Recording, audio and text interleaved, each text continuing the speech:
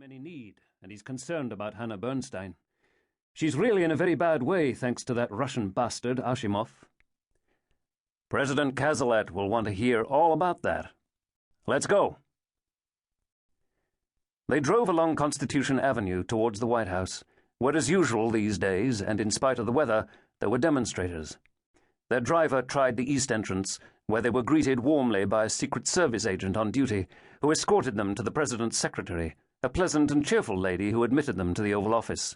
There they found Jake Cazalet in shirt-sleeves at his desk, as usual, working his way through a pile of documents. "So you made it. I heard the weather wasn't too good." Cazalet came round the desk and shook Ferguson warmly by the hand. "Good to see you, General, as always.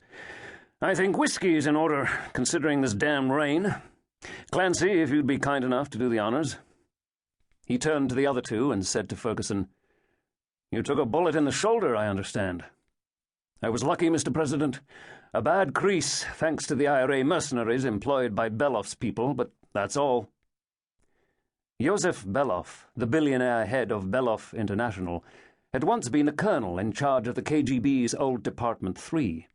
His intentions now were as they had been then: disruption of the Western world as much as possible, encouragement and financial support for terrorism of all kinds. He had very nearly succeeded in assassinating President Cazalet, and thwarted in that, he had been successful in injuring Ferguson and putting one of his best operatives, Superintendent Hannah Bernstein of Special Branch, in the hospital. Beloff had been killed in a shootout in Ireland, along with his agents Yuri Ashimov and Major Greta Novikova of the GRU, as well as assorted IRA guns for hire. But the pain they had caused lingered on, both in the body and the soul. "Beloff was backed by the Russian government? At the highest level?" Clancy handed out the drinks and then stood against the wall behind them, arms folded. "Right. Tell me the worst," Cazalet said. "I'd say that's Hannah Bernstein," Blake told him.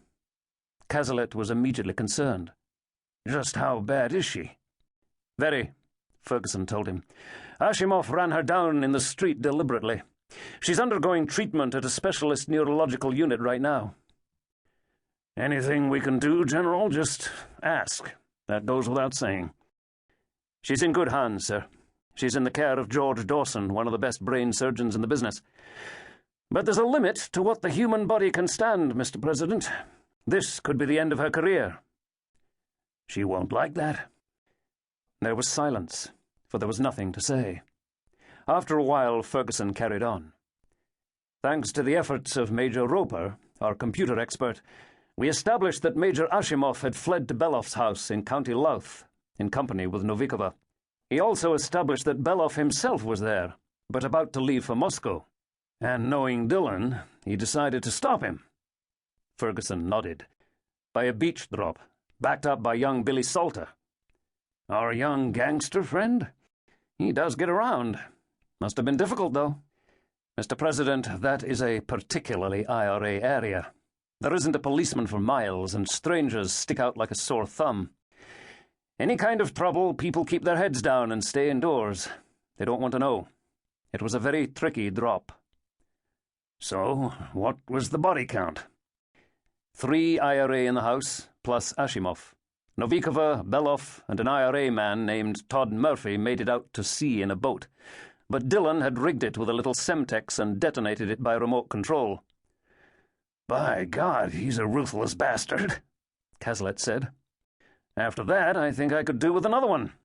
Clancy?" Clancy obliged and recharged their glasses. It was Blake who said, "The curious thing is, this all took place 3 weeks ago, and there hasn't been a word about it anywhere. You'd think that Beloff's death would have caused ripples at least." The President turned to Ferguson. "What does your Major Roper have to say?" "That the IRA link with Beloff International would explain the good people of Dromore keeping their mouths shut. But as regards the deaths of Beloff and the other 5, he shrugged. "They have to be accounted for one way or another." Blake said, "It's as if it never happened." "Not quite," Ferguson said, "which in part explains my visit. Roper picked up an item yesterday, put out by